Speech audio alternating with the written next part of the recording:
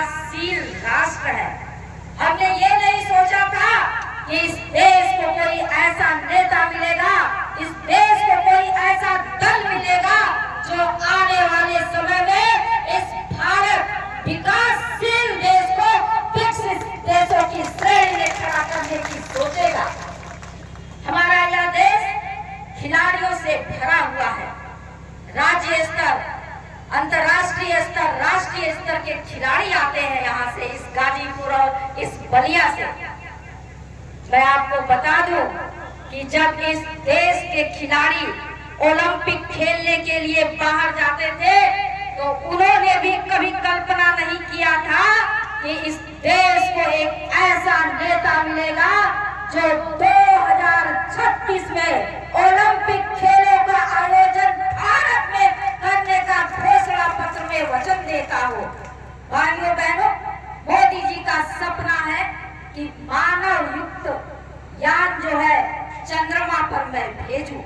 मोदी जी का सपना है कि जो 70 साल से अधिक उम्र के वृद्ध महिला और पुरुष हैं, जिनके घर में आर्थिक स्थिति कमजोर है, जिनके बेटे बहू उन्हें नहीं देख पा रहे हैं, उनका बेटा बनकर मोदी जी ने ये संकल्प लिया है कि 70 साल से अधिक उम्र के लोगों को आयुष्मान कार्ड बनवाकर 1 साल में 5 लाख रुपए का स्वास्थ्य सहयोग किया जाएगा। इस तरह अनगिनत चीजें भारत को विश्व गुरु बनाने के लिए, इस भारत में तमाम वो सारी जन कल्याणकारी योजनाओं को अंत्योदय तक ले जाने के लिए जो पंडित दीनदयाल जी का सपना था, मोदी जी कृत संकल्पित है। और ऐसे मोदी जी के संकल्प को देखते हुए केवल भारतीय जनता पार्टी के कार्यकर्ता ही नहीं, देश का एक एक नागरिक चाह रहा है कि 10 दशक तक जो कांग्रेस केंद्र में राज की और केवल भ्रष्टाचार की तमाम घोटालों की श्रृंखला है उस सरकार में, लेकिन भारतीय जनता पार्टी बेदाग छवि वाला दल है। एक भी घोटाला 10 सालों में नहीं दिखेगा। 2 पंक्तियां प्रेषित करूंगी अपनी लिखी हुई इसी संदर्भ में। भारत के लोगों को काम सही चाहिए, भारत के लोगों को काम सही चाहिए, भ्रष्टाचारियों की सरकार नहीं चाहिए। फितरती दिया दिखा रहे हैं सूरज को, फितरती दिया दिखा रहे हैं सूरज को, जो सरकार अभी है फिर से वही चाहिए, जो सरकार अभी है फिर से वही चाहिए। योगी बाबा जी ने जब से यह प्रदेश संभाला है तब से या तो माफिया जमीन के नीचे है, जेल के सलाखों के पीछे है, या फिर प्रदेश छोड़ दिए।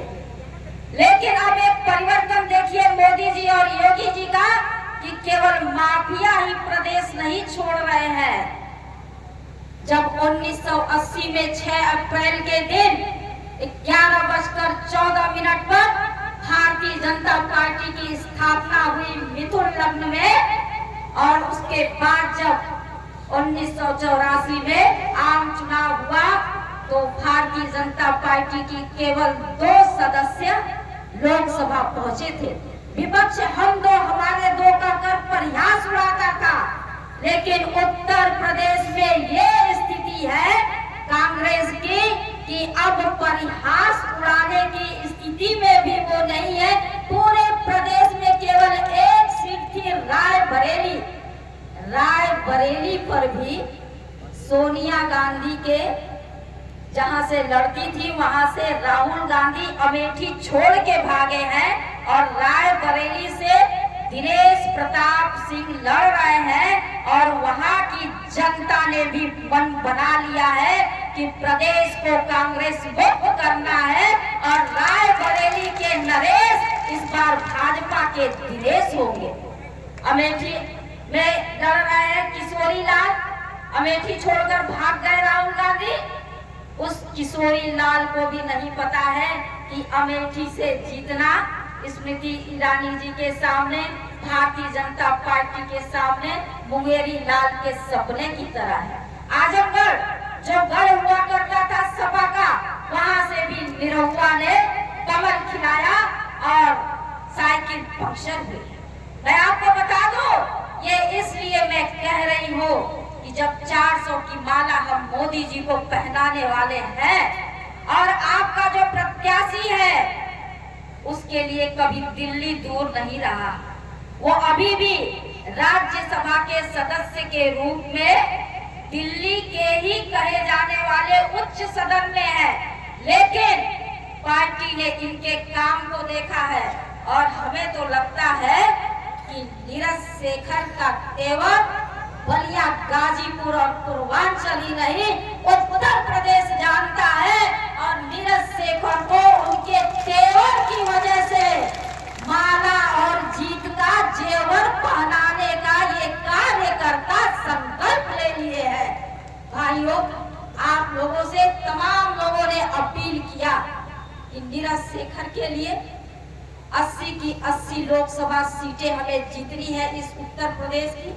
आप सभी से भी मैं अनुरोध करती हूँ कि 1 जून के दिन आप लोग अधिक से अधिक मत कमल के फूल पर डालिए और जब 4 तारीख को रिजल्ट निकलेगा 4 जून को, तो हमने 2 पंक्तियां लिखी थी योगी बाबा जी पर, तो वो बड़ी सटीक बैठेंगी। आप यदि करवट लेंगे और यहाँ का इतिहास को दोहराते हुए भारतीय जनता पार्टी को पुनः जिताते हुए, तो 2 पंक्तियां कहना चाहूंगी। बंद हुई दंगों की दुकानें, बंद हुई दंगों की दुकानें, बंद हुआ अपराध का ढाबा, उत्तर प्रदेश में जब से बैठे योगी बाबा, उत्तर प्रदेश में जब से बैठे योगी बाबा। नीरज शेखर जी के लिए केवल एक जाति के लोग नहीं खड़े हैं, नीरज शेखर जी के लिए बिंद, निषाद, केवट, कश्यप, राजभर, चौहान, सवर्ण, सारे जातियों के लोगों ने मन बना लिया है कि मोदी जी को मजबूत करना है, योगी जी को मजबूत करना है, तो हम लोगों को अपने भाई नीरज शेखर जी को विजयी बनाना है। इन्हीं बातों के साथ ज्यादा कुछ ना कहते हुए, जिस भारत माता के लिए यहाँ पर सारे कार्यकर्ता उपस्थित हैं, एक बार जोर का उद्घोष हो जाए, भारत माता की, भारत